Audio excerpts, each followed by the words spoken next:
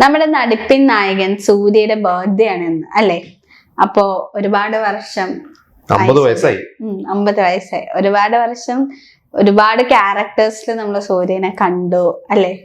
ഇപ്പോഴും എന്താ പറയാ, ഇപ്പോഴും ഒരു വ്യത്യാസവും ഇല്ല. 50 വയസ്സായി എന്ന് പറയുമ്പോഴാണ് കാര്യം. ഇതിപ്പോ സൂര്യയായാലും വിജയായാലും ഒക്കെ ലുക്ക് കൂടി വരുവാണ്. അതെ ഇതൊക്കെ പ്രായമായി എന്ന് പറയുമ്പോഴേ കാരണം എത്ര വർഷമായി അപ്പൊ ഇവരെയൊക്കെ നമ്മൾ കണ്ടു തുടങ്ങിയിട്ടുള്ളത്. ഇപ്പൊ ഇന്നിപ്പോ ആ സൂര്യയുടെ ബർത്ത്ഡേ സ്പെഷ്യൽ ആയിട്ടാണ് കറുപ്പിന്റെ ടീസർ ഇറങ്ങിയിട്ടുണ്ട്. അതിലും ഭയങ്കര എനർജറ്റിക് ആയിട്ട് കുറെ നാളുകൾക്ക് ശേഷം ഒരു എനർജറ്റിക് ആയിട്ടുള്ള ഒരു സൂര്യനെ ലുക്ക് കൊണ്ടും അതില് ഗജനി റെഫറൻസ്, പിന്നെ ശരവണൻ എന്നുള്ള പേര് ശരിക്കുള്ള സൂര്യയുടെ പേര് തന്നെയാണത്. ശരവണൻ ശിവകുമാർ എന്ന് പറയുന്ന സൂര്യയുടെ റിയൽ ലൈഫിലെ സൂര്യയുടെ പേരാണ് ക്യാരക്ടറിന് കൊടുത്തിരിക്കുന്നത്. എന്തോ മറ്റേ കറുപ്പ് കണ്ടിട്ട് കുറെ നാളായില്ലേ ഇങ്ങനത്തെ ഒരു സിനിമ. ഒരു അടിപ്പടം സൂര്യൻ നിന്ന് നമ്മൾ കുറെ മിസ് ചെയ്തൊരു സാധനമാണ്. അടി മാത്രല്ല ഒരു സ്വാഗും. അതാണ് വെറും അടി മാത്രമല്ല. കാരണം അങ്ങനെ ഒരു ഭയങ്കര ഒരു വയലന്റ് സിനിമ അല്ലാന്ന് തോന്നുന്നു. വയലൻസ് സൂര്യല്ല. നമ്മളിപ്പോ കങ്കുവയൊക്കെ കണ്ടിപ്പോ അതെ അതിപ്പോ കങ്കുവയൊക്കെ ശരിക്കും പറഞ്ഞാൽ കുറച്ചൊരു വയലന്റ് ആണ്. അതായത് സൂര്യ ഭയങ്കര സീരിയസ് ആയിട്ടുള്ള സൂര്യയാണ്. ഇപ്പോ റെട്രോയിൽ നമ്മൾ വിചാരിച്ച പോലെ ഏറ്റില്ല. പക്ഷെ ഇതില് തോന്നുന്നു ഒരു out and out Surya show ആണ്. അതൊരു രണ്ട് ഗെറ്റപ്പ് അല്ല, രണ്ട് വക്കീൽ അഡ്വക്കേറ്റ് ആണെന്നോ, അഡ്വക്കേറ്റ് ആണെന്നോ മുണ്ടെടുത്തിട്ടുള്ള സൂര്യ കാണിക്കുന്നുണ്ട്. ഇപ്പൊ സൂര്യയുടെ പഴയ സിനിമ ഗജനി കാലഘട്ടത്തിലേക്ക് ഇതേപോലെ മുണ്ടെടുത്തിട്ടുള്ള സൂര്യയുടെ വെയിൽ എന്ന് പറയുന്ന ഒരു സിനിമയുണ്ട്. ആ സിനിമയൊക്കെ ട്വിൻസ് ആയിട്ടുള്ളത് അതിനെക്കൊണ്ട് കുറെ ആ സിനിമയ്ക്ക് ശേഷം കുറച്ചു മുമ്പ് സൂര്യയുടെ വേറൊരു സിനിമ ഉണ്ടായിരുന്നല്ലോ. അതില് ഇതേപോലെ തന്നെ മുണ്ടെടുത്തിട്ടുള്ള ഒരു സൂര്യയുണ്ട്. ഈട്ടി അതില് മുണ്ടെടുത്തിട്ടുണ്ടെങ്കിൽ പക്ഷെ അത് കുറച്ച് കഴിഞ്ഞപ്പോ മാറി. സൂര്യ അതിലെ പോലീസോ കളക്ടറോ അങ്ങനെ എന്തോ ഒരു ഒഫീഷ്യൽ ആയിട്ടാണ് സൂര്യ അതിൽ അഭിനയിച്ചിരിക്കുന്നത്. സൂര്യ കൂടുതലും ഒരു അങ്ങനെ ഒഫീഷ്യൽ പൊസിഷനിലല്ലോ. സൂര്യ ഇച്ചിരി ഒരു നാടിനെ ബേസ് ചെയ്തിട്ട് പിന്നെ അത് വേറെ ഒരു എന്താ പറയുന്ന അതില് ഒരു ഇന്റർനെറ്റില് അങ്ങനത്തെ വേറെ ഒരു ഇഷ്യൂസ് ഒക്കെ ആയിട്ട് ആ സിനിമ പോയി. പക്ഷെ അത് അങ്ങനെ ഒരു ഔട്ട് ആൻഡ് ഔട്ട് ഒരു മാസ് സിനിമ അല്ലായിരുന്നു. ഇത് പക്ഷെ കണ്ടിട്ട് തോന്നുന്നത് ഒരു ഇൻസിഡന്റിന്, കാരണം അങ്ങനെ ഒരു ഹെവി ആയിട്ടുള്ള ഒരു സബ്ജക്ട് ശരിക്കും പറഞ്ഞാൽ ഇതുപോലത്തെ സിനിമകൾക്ക് അങ്ങനെ ഹെവി സബ്ജക്ട് വേണ്ട, ഭയങ്കര ഹെവി വേണ്ട. ഒരു ക്യാരക്ടറും ഒരു വില്ലനും ഒക്കെ ചെറിയൊരു ഇൻസിഡന്റിനെ വെച്ചിട്ട് പോയി കഴിഞ്ഞാൽ ലൈക് സൂര്യയുടെ ഒരു 10 മിനിറ്റ് സാധനമാണ് നമ്മുടെ മറ്റേ റോളക്സ് എന്ന് പറയുന്ന ക്യാരക്ടർ. നമുക്ക് ഇപ്പോഴും കാണുമ്പോഴും രോമാഞ്ചം വരുന്നത് ഇച്ചിരി ഉണ്ടായിരുന്നുള്ളൂ. ആ ഒരു ഇമ്പാക്ട് നമുക്ക് കിട്ടിയത് ഒരു ഇതെന്ന് പറഞ്ഞപ്പോ കരിയർ സൂര്യയുടെ എടുത്ത് നോക്കി കഴിഞ്ഞാൽ സൂര്യക്ക് ഇപ്പൊ കുറെ അപ്സ് ആൻഡ് ഡൗൺസ് ഉണ്ട്, ഫെയിലിയേഴ്സ് ഉണ്ട്. പക്ഷെ സൂര്യ അതൊക്കെ അതിജീവിച്ച് എന്താ പറയാ പിടിച്ചു നിൽക്കുന്നു. അല്ലെങ്കിൽ അതിജീവിച്ച് വീണ്ടും എന്താ പറയാ ഡൗൺ ആവാതെ വീണ്ടും നമ്മളെ ഞെട്ടിക്കുന്ന അല്ലെങ്കിൽ നമ്മളെ ത്രസിപ്പിക്കുന്ന പുതുമയുള്ള ക്യാരക്ടേഴ്സ് ഒക്കെ ആയിട്ട് സൂര്യ വരുന്നു എന്ന് പറയുന്നത്. പക്ഷെ നമുക്ക് ഇപ്പൊ സൂര്യയുടെ തിയേറ്ററിൽ ഇപ്പൊ വന്ന 2 മൂവീസ് വിജയം കൊണ്ടില്ല, അങ്ങനത്തെ ഇഷ്യൂസ് ഉണ്ടെങ്കിലും OTT നമുക്ക് റിലീസ് ചെയ്ത മൂവീസ് എല്ലാം സൂര്യയുടെ മേളില് അതന്നെ ആ ഒരു അഭിനയത്തിന് മേളില് വെക്കാൻ എന്താ എന്നൊരു ക്വസ്റ്റ്യൻ നമുക്ക് വരും. ബൈ മൂവി ആണെങ്കിലും അഭിനയമാണെങ്കിലും കഥയാണെങ്കിലും ഭയങ്കര നമുക്ക് ഫീൽ ആവും. ആ ഒരു സുരയ് പൊട്ടു ആണെങ്കിലും ജയ് ഭീം ആണെങ്കിലും ആ ഒരു ഫീല് നമുക്ക് കിട്ടുന്നത്. Real life character. ഇപ്പൊ ഇതിന്റെയൊക്കെ സുരയ് പൊട്ടൊക്കെ റീമേക്ക് അക്ഷയ് കുമാർക്ക് ചെയ്തിട്ടൊന്നും ഇതുപോലൊന്നും എത്തിയില്ല. കാരണം അത് കണ്ടു കഴിഞ്ഞാൽ ആ സമയം നാഷണൽ അവാർഡ് കിട്ടും എന്ന് തന്നെയാണ് എല്ലാവരും പറഞ്ഞത്. സൂര്യ ഫൈനൽ റൗണ്ടിൽ ഉണ്ടെന്ന് പറഞ്ഞപ്പോ തന്നെ കിട്ടും. സൂര്യയുടെ ഒരു കരിയർ ഒരു യാത്ര നമ്മൾ എടുത്തു നോക്കിക്കഴിഞ്ഞാൽ നമുക്കറിയാം. വിജയുടെ ഫ്രണ്ടായിട്ട് ഒക്കെ വന്നു, ഒരു പാവം പോലത്തെ റോളുകൾ ചെയ്തു. ഇപ്പൊ നമ്മൾ തന്നെ ഒരിക്കൽ ഡിസ്കസ് ചെയ്ത പോലെ ഈ പറയുന്ന പോലെ സൂര്യക്ക് അഭിനയിക്കാൻ അറിയില്ല എന്ന് പറഞ്ഞ് സൂര്യനെ പുറത്തേക്ക് വിടാൻ അച്ഛനിരുന്നത്. അച്ഛൻ സ്റ്റാറാണ്. അപ്പൊ അച്ഛന്റെ പേര് കളയാതിരിക്കാൻ അച്ഛൻ സൂര്യനെ പുറത്തേക്ക് വിടാന്ന് പറഞ്ഞ ഒരു സൂര്യയാണ്. അവര് ഫ്രണ്ട്സും പിന്നെ തുടക്കകാലത്തൊക്കെ നമുക്കറിയാം മറ്റേ ചെറിയ ലൈലയുടെ കൂടെയുള്ള സൂര്യക്ക് ഒരു പാവം പറ്റിക്കപ്പെടുന്ന കാമുകൻ അങ്ങനെയൊക്കെ വന്നിട്ട് കാക്കാക്കൊക്കെ എത്തിക്കഴിഞ്ഞപ്പോ എന്ന് പറഞ്ഞ സാധനം സൂര്യക്കില്ല. കാരണം സൂര്യ അല്ലായിരുന്നല്ലോ അന്ന്. അജിത്ത് പിന്നെ ശരത് കുമാർ ഇവരൊക്കെയാണ് കാക്കാക്കൽ ആദ്യം ആലോചിച്ചത്. അങ്ങനെ സൂര്യനെ അങ്ങനെ സങ്കല്പിക്കില്ലല്ലോ. അങ്ങനെ വന്ന ഒരു സൂര്യയാണ് കാക്കാക്ക കഴിഞ്ഞു. പിന്നെ ഗജനിയൊക്കെ എത്തിക്കഴിഞ്ഞപ്പോൾ ഇതില് ഏറ്റവും വലിയ വെച്ചാൽ 2008-2009 കാലഘട്ടങ്ങളില് അയൻ, ആദവൻ, പിന്നെ സിംഗം, ആ ഒരു ടൈമില് തമിഴിൽ അന്നത്തെ ഒരു രജനീകാന്ത് കഴിഞ്ഞാൽ ടോപ്പ് ഹീറോ ശരിക്കും സൂര്യനെയാണ്. അന്ന് ഏറ്റവും മാർക്കറ്റ് വാല്യൂ ഉള്ള നടൻ സൂര്യയായിരുന്നു. അതായത് അതെപ്പോഴും മാറി. അതായത് ആദ്യ ഒരു കാലത്ത് 2000-ന്റെ ഒരു തുടക്കമൊക്കെ അജിത്തായിരുന്നു. പിന്നീട് അത് കഴിഞ്ഞ് നമ്മുടെ വിക്രം വന്നു.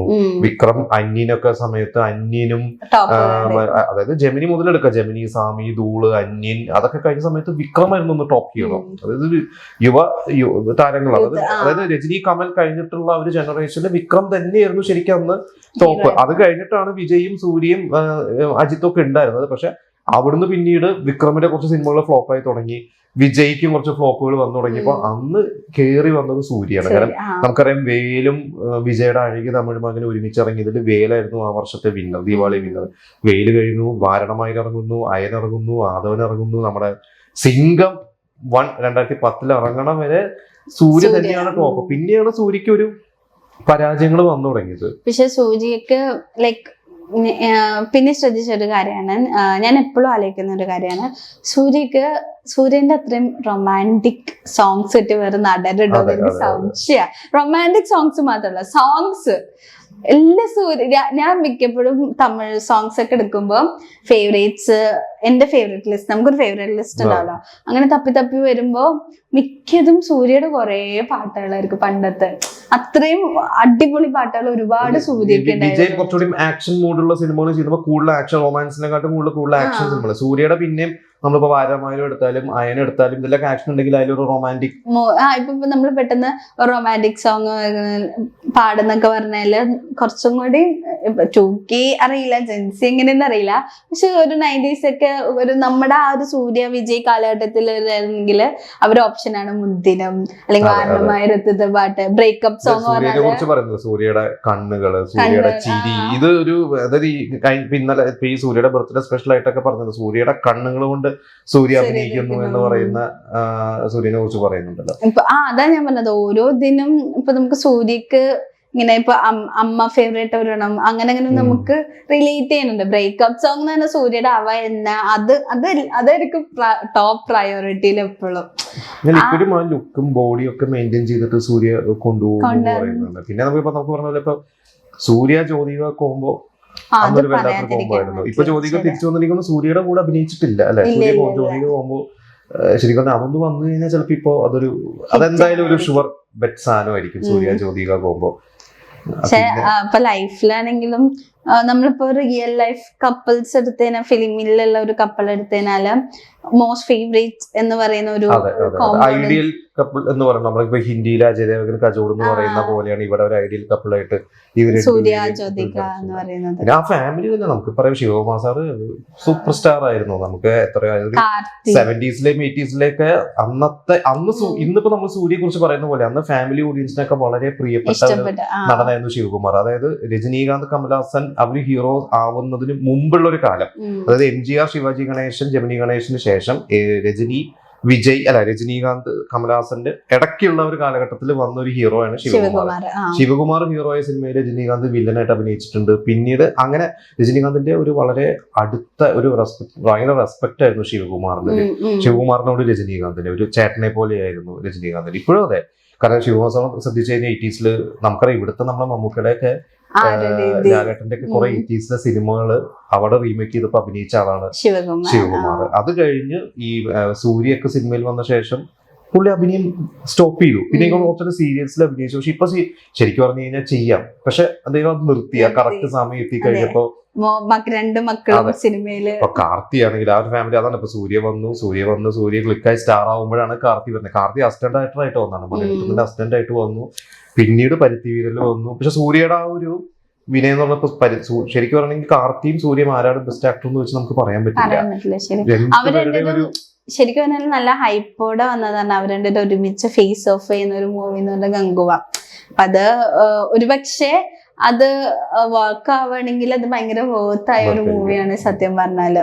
കാരണം ഇപ്പൊ ജ്യോതികയും കാർത്തിയും ഒരുമിച്ച് അഭിനയിച്ചിട്ടുണ്ട്. തമ്പി സിനിമയിൽ അഭിനയിച്ചിട്ടുണ്ട്. പക്ഷെ സൂര്യൻ കാർത്തി എന്ന് പറയുമ്പോൾ അനിയൻ എന്ന് പറയുമ്പോൾ തന്നെ നമുക്ക് പണ്ട് ഒരിക്കൽ ഓർമ്മയുണ്ട്, പരുത്തിവീരൻ ഇറങ്ങിയ ഒരു ടൈമിൽ അന്ന് കാർത്തി ഭയങ്കര പേര് കിട്ടി, പരുത്തിവീരന് കുറെ അവാർഡ്സ് ഒക്കെ കിട്ടിയ സമയത്ത് ഒരുമിച്ച് അഭിനയിക്കുന്നു വെച്ചപ്പോ സൂര്യ കാർത്തിയെ കുറിച്ച് പറഞ്ഞ അതാണ് സൂര്യയുടെ ആ ഒരു മനസ്സിലൊരു ഇതെന്ന് പറഞ്ഞാൽ സൂര്യ പറഞ്ഞതാണ്, എനിക്ക് കാർത്തി അച്ഛന്, അതായത് ശിവകുമാറിന് എല്ലാ സൗഭാഗ്യങ്ങളും ഉള്ള സമയത്ത് ജനിച്ച ആളാണ് കാർത്തി. കാർത്തി അങ്ങനെ ഒരു ഹൈഫൈ ആയിട്ട് തന്നെയാണ് കാർത്തി വളർന്നത്. ആ കാർത്തി ഒരിക്കലും കാണാത്ത ഒരു നാട്ടുംപുറം കൾച്ചറിലുള്ള ഒരു പരുത്തിവീരം പോലത്തെ റോൾ അവൻ എങ്ങനെ പുൾ ഓഫ് ചെയ്തു, എനിക്കും പറ്റും തോന്നുന്നില്ല. കാരണം ഇത് അനിയനെ അത്രയും പുകഴ്ത്തിയിട്ടാണ് സൂര്യ സംസാരിച്ചത്. പിന്നെ സൂര്യയിലെ വേറൊരു ഇതെന്ന് വെച്ചാൽ ഈ അടുത്ത് ഗംഗുവാടെ ഇവിടെ കേരളത്തിൽ നടന്ന പ്രൊമോഷനില് നമ്മുടെ ലുലു മാളിൽ വെച്ചിട്ടായിരുന്നു. ഭയങ്കര തിരക്കായിരുന്നു അന്ന്. പക്ഷെ അത് ഏറ്റവും ഇതാ ഞാൻ പറഞ്ഞത് നേരത്തെ, സൂര്യയുടെ പാട്ടുകളുടെ പ്രത്യേകത എന്നത് സംഭവം ഗംഗുവയുടെ പ്രൊമോഷൻ ആയിരുന്നു. പക്ഷെ അത് കുറച്ചേരം കഴിഞ്ഞപ്പോ ഒരു കോൺസെർട്ടായി മാറി, സൂര്യയുടെ കോൺസെർട്ടായി മാറിപ്പോയി. കാരണം എല്ലാ വരുന്ന ഫാൻസ് എല്ലാം പാട്ട് പാടുകയും, എനിക്ക് തോന്നുന്നു പോലീസ് വന്ന് കുറെ പേർക്ക് ഭയങ്കര വലിയ ക്രൗഡായിരുന്നു. ഭയങ്കര സെക്യൂരിറ്റി ഇഷ്യൂസ് അടക്കം അന്ന് വന്നു, സൂര്യ വന്നെന്നുമായിട്ട്.